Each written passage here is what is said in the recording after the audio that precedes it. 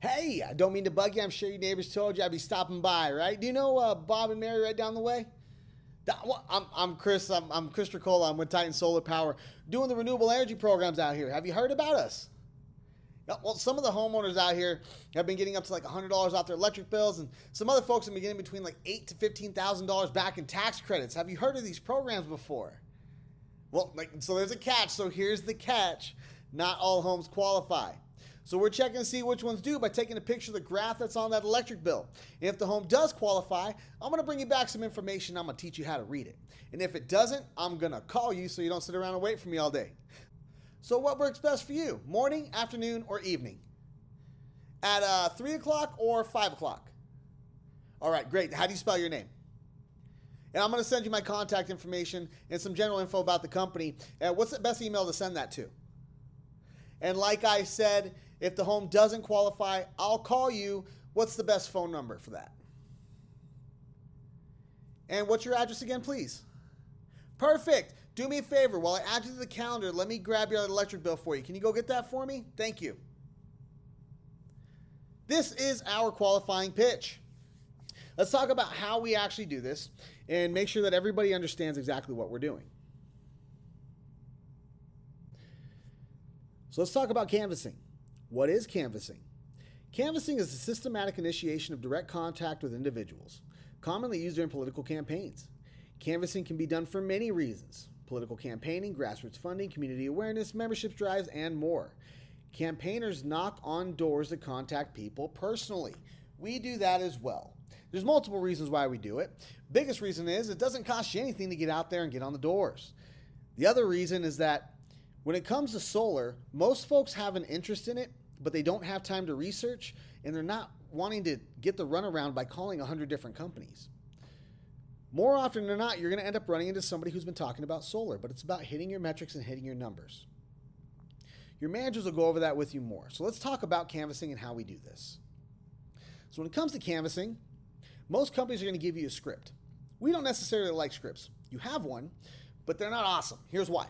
Scripts are good to memorize what you're going to say, but the downside is there's a lot of lack of flexibility when it comes to overcoming objections.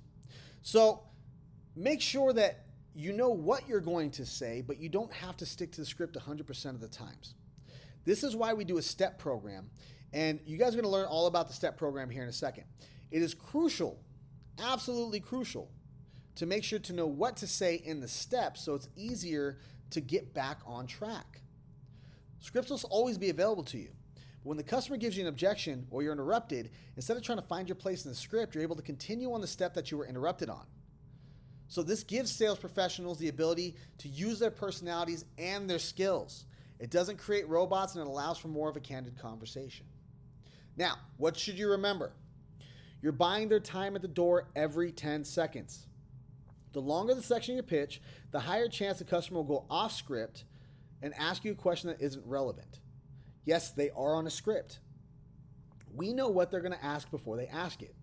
If you give too much information or you're taking too long, you're going to bore them and they're going to go off script. End each step with a yes or no question and respond in positive statements no matter what they say. And remember, they don't have enough information to say no yet. So any objection that gives you just a smoke screen, always finish your pitch. We want to set appointments on purpose. You want to get out there with an intention, with a goal, and get that thing done every single day. Sales is a numbers game, and setting appointments is no different. By hitting your metrics, you will walk into sales. So your goal is to set the appointments, not to sell solar. If you're going out there trying to find people who want to buy solar at the door, you're going to go broke. Your goal is to set appointments to teach people how to buy solar, teach them how solar actually works, have conversations with folks. If you go out there just trying to find an easy laydown, you're not going to find those very often. You might find one or two over a very long period of time, but with the folks that are going out there every day setting appointments and taking the time to sit down and have genuine, honest conversations with folks, they sell more often because they're doing it on purpose. So we have 5 steps of doing this on purpose. Step number 1 is breaking preoccupation. When breaking preoccupations, it's about asking questions. So we're going to ask multiple questions. We use yes or no questions only. 2 consecutive questions is going to be important. We do this because We want to make sure that their attention is on us. There was things going on inside the house. So we got to get their attention. The first question is to alert them that there's questions being asked. The second question is to give them something to respond to, yes or no. So instead of having them, oh, what did you ask me? Just ask 2 consecutive questions back to back. So, oh, there was a question. Okay, I can answer that one. Be specific with your questions, and it should only take about 5 seconds. Social media has ruined the average attention span of the average human being. You do not want to be a reel that everybody skips. You do not want to be the next video that people are trying to skip past because you're boring. So we have to be quick and we have to be concise. So be about 5 seconds and be specific with your question. Now, breaking preoccupation is designed to get 100% of that focus onto you.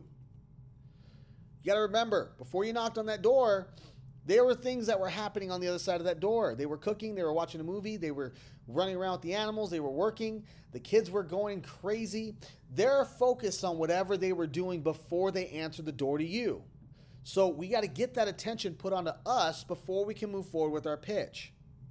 Everybody's got a little bit different of a style, and you can put your own personality into it. But everybody's already heard, ooh, beautiful yard, nice car, great weather we're having, right? Stop trying to find common ground and just get the attention put on you. They're going to respect the fact that you respect their time, and just get straight into it with 2 consecutive concise questions. Now, the reason why we mention neighbors is to establish yourself as an authority. You're going to end up knowing a lot more people in the neighborhood than you, and it places you as the authority in the neighborhood, not them. So they're going to be more willing to listen to you. This is going to help you set and control the tone, the pace, and the attitude. And remember, we always respond positively to anything that they say. Step number 2 is who am I? This entire step process is designed to answer the customer's question before they ask it. When we go to somebody's house, they're going to have a couple of questions for us. First one is, who are you? So let's answer it. The pitch is designed to anticipate the objections. Now, once you got their attention, they're going to ask this question, so we're just going to jump right straight into it. It's not important to get their name right now. So depending on your style, if it's easier just to keep going with the flow of the steps and not stopping, do it. That's absolutely okay. Giving your first and last name helps build trust. So give them your first and last name. Let them know who you are, and they're no longer afraid to have conversation with you. Be clear about the name of the company. And if the name of the company has solar in it, which guess what? Ours does, don't be afraid of it. Own it. If you guys have ever done this before for another company, some people may tell you to bypass that. No, be absolutely proud of it. Solar's a great thing, and we're proud of being Titan Solar Power. And then we end with a yes or no question to re-engage the customer and make sure that their focus is still on us. This should still only be about 5 to 10 seconds, really, really quick and concise, so they're not bypassing you and they don't get bored. Remember, their attention span is really short. So the next question that they're going to have, okay, so what are you doing? So we're going to answer it. What am I doing? You're buying every 10 seconds with every single step. That's what that yes or no re-engagement is. It gives you permission to move forward to your next step. So again, we're going to reference the neighbors and we're going to give some social proof. All right? Know what we're doing. We're doing renewable energy. Okay? That's what solar is. It's renewable energy. Again, if they ask if it's solar, you do not lie. Be excited. Tell them yes and continue. Do not skip the rest of the step. Continue forward. We need to build value. We need to create some interest so that we can get to the next step with the next yes or no question. Now, 2 concrete social proof examples, as you guys saw in the pitch prior, and then we ask again if they've heard of it. Yes or no questions gives us permission to move forward. No matter what they say, it's a permission to move forward. Only yes or no questions at this point. This is going to help you continue to control and set the tone and the pace of the entire conversation. The pitch is so quick and simple, a lot of people have a tendency to think that it's too simple, that they're not going to set appointments. It really is this simple. If you stick to it, it can either help open up towards a conversation that you control, or you're just going to end up getting the appointment really quickly. It really is as simple as it seems. Now, the very next thing that people are going to want to know is, what's the deal or what's the catch? Nothing's free. So what's the catch here, man? Like, nothing's free. What do I get out of this? Right? What are you guys going to get out of this thing? That's exactly what they want to know. So We very clearly say the words, here's the deal, here's the catch, so they know where we're at and they're paying attention. They want to know what's in it for them and what's in it for you. So give them the appearance of an out with a qualify. So it's important to let them know, this is the qualifying pitch, that their home may not qualify, and that's the truth. Every single day we have to let you guys know, hey, this home didn't qualify for X reason. This person doesn't qualify for solar on this home because of the shading, because of the trees, because of the amount of power they use, whatever the case may be. Some homes just don't qualify, so they don't even qualify to sit down with us. Now, this is going to make the customer want to get the information because, oh, of course my home's going to qualify. Well, sometimes it just doesn't. It pulls them back and gives them a fear of loss. They want the information. So, the other thing that we do is give them another out. I'm going to call you if the home doesn't qualify so you're not sitting around waiting for me all day. This is really, really important to really emphasize on so that they know there's a possible out. It also sets it up so you don't have to call in 20 times and confirm the appointment before you show up. If your phone rings and it's me on the other end, the home doesn't qualify. Now, mention that you'll be coming back to teach them how to read the proposal. It makes it super clear that you need them to be home and you're going to be sitting down with them. You're not dropping something off. I'm going to come back. I'm going to teach you how to read this. I need your time. I'm coming back to sit down with you and I need some time. Don't hesitate. Now, the next step is important. We've been asking yes or no questions up until this moment. We're not going to do that again. Right now, all we're going to do is we're going to move to the next step. All right, we're going to be creating urgency, and there's no cost or obligation. And remember, they get the info if we get their time. We don't email it prior, right?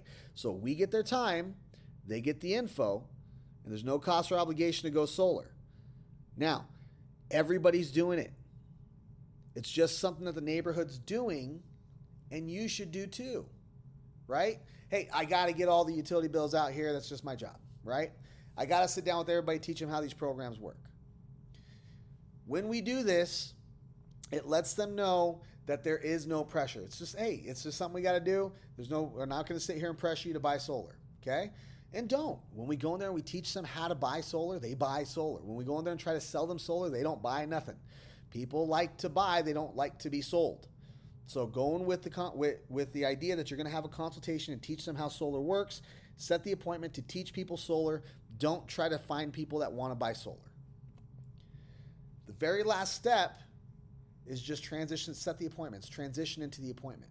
We didn't ask a yes or no. So immediately, we're asking only either or questions. So as soon as we get that last statement out of our mouth, it moves to, instead of a yes or no, you don't pause, finish stating your deal, and transition to the next question as an either or. What day works best for you? Give them two options. Look down at your phone, avoid eye contact, and animatedly point your finger ready to touch your screen or your tablet. It lets them know we're moving forward. I'm about to push my buttons right now, so your name goes in here, right? I'm picking a time. We're moving forward through this process. Show them physically that we're doing something right now, and they're more likely to move forward through the process. Two options, yes or no. All right? Either or questions gives them an option. You give them two options, they tell you yes or no. If they say, well, none of those days work, give them two different options. Always two options. No yes or no questions, only either or questions. Morning, afternoon, or evening. This is a wide funnel and we're narrowing it down. We're not giving them a choice on whether or not they're going to do this, just when we're going to do it. So start what day and give them options. And then if it's the morning, the afternoon, or the evening, you keep looking at your phone. Don't look up. Remember, we're moving forward. Move them through the steps. Just keep walking the steps. Then give them 2 or 3 times available. Keep your eyes on the tablet. Fingers still pointing. I'm not done yet. We're not done. Don't look up. Don't look up. Now, what's the best email to send this contact information to you, right? So you have to keep those eyes on the phone. Do not move them up to the customer. Keep moving forward, okay? Don't you dare look up. Like I said, if the home doesn't qualify, I'm going to call you. What's the best phone number? Yours or your wife's? What's the best phone number to reach you? What's your area code start with? 520? Is it something different? 2 questions, right? Don't look up. Keep staring at your phone. They're going to give you the info. Now, how do you spell your last name? Almost there. Keep your eyes down. Pretend you're scrolling on Instagram. A lot of you guys are really, really good on that one, okay? Keep your eyes glued to your phone. You're not there yet. Now, this is the only time that you look at the customer during this step. Look them in the eye, put a big smile on your face, and ask them to do you a favor. Because in order for them to get the info, you need info from them. Do me a favor and grab that electric bill while I send you out this invite. Thanks. And look back at your phone immediately. They will turn around and go get a copy of the bill for you, or they'll tell you they don't have it, or it's on their phone, or their spouse does the bills, whatever the case may be. Keep moving forward through the process. Now, if you can't get the bill at the door, it's okay. You have to get something from them. You have to get some kind of a commitment. So we get their highest bill and their lowest bill, and then how much would you say is based on your average? I can get the qualifications started based off of what you think you pay on an average, and we can get the bill later. I'm going to send you an email where you can upload it. If not, I'll get it when I come back on this date. Great to meet you. I'll see you then. So if you don't get the bill, it's okay. For most people, when you're new, it's even better that you don't get the bill and you just get an average, so you can get the bill when you go back inside the home so that you have a reason to get it to do the bill review. Without the bill review, there's no sale. I can promise you that right now. When you're experienced, you know how to get it both times. When you're new, it's okay. It's absolutely okay. So let's talk about some pro tips. Body stance and posture are important. Stand with your body slightly sideways so the customer can see your screen and watch you as you go through your steps. Never put your hands behind your back or in your pocket. It gives the appearance that you're hiding something and it makes them feel uncomfortable. Don't do it. Be animated with your gestures to keep attention on you and be entertaining. It's like that person at the party that comes and it's like, oh man, Chris is here. I'm so excited. And now, who invited Chris? Right? This is what's so crucial, is to be animated. They want you to come back if they like you. If you're entertaining, they want you to come back. If you're boring, it's like, man, this guy's going to be in my house for an hour telling me about that. I don't want to do that. Be animated. Be exciting. They're going to like it. They're going to like you. Okay? Now, take 3 steps back from the door and allow some space. And don't peek through the windows. Don't be a creep. Okay? Don't stare at them while they're walking up through that window. Don't look into their windows. They're going to get you on their Ring cameras, and they're going to put you on Nextdoor because you were staring in their windows. Now you're not a consultant. You're just some weirdo in the neighborhood. Don't do it, okay? So when you're waiting for them to answer, turn around, wave at the neighbors, keep smiling. There's a couple things that this will help with. Number one, it'll keep the urge to, are they coming? And you look through the windows to see if they're coming. The other thing it helps with is gauging their response to you and where their emotion levels are at. This is an awesome way to see how the customer's attitude is, because they have to engage you first. You get to hear the hello, can I help you? Because you're not looking at them. They have to engage you. You may even get more doors open that way. The next pro tip is voice tone and pace. You're going to create confidence in what you're saying with the right tone. Starting sentences with low tones and raising the high tones creates uncertainty in your voice and makes it sound like you're asking questions. Starting with a high tone and ending with a low tone displays confidence in what you're saying, and it helps build enthusiasm naturally. And be slow and deliberate with a smile. Know what you're going to say. Whenever you want to emphasize something, you can have a normal pace the way you normally talk, but when you want to emphasize, you slow down on those words. It helps build enthusiasm and create urgency and excitement in whatever you're trying to portray to that person. And of course, the mentality. Work the hours. Have a positive attitude. Know your goals, and it doesn't happen until it happens. I can promise you, it doesn't happen until it happens. And the customers are going to feed off of your attitude. One of the biggest pro tips I can give you guys is to have the right attitude before you go out. You guys have always heard the term smile and dial? Same thing on the doors. Smile before you ever get up to the door. They saw you before you got to the door. They've already formed their opinion. So have a positive attitude. Don't let them affect yours. These are the best pro tips that you guys can have when you're out there. Work the hours, have fun while you're doing it, and remember, know your goals.